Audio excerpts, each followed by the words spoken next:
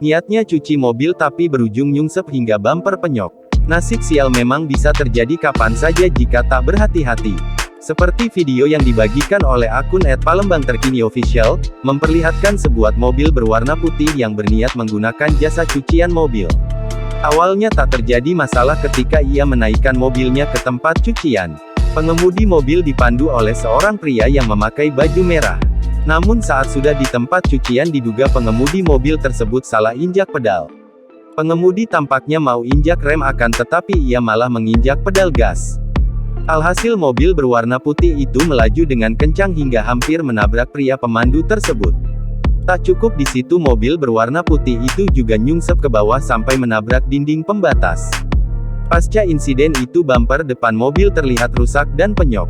Belum diketahui pasti tempat dan kapan kejadian itu.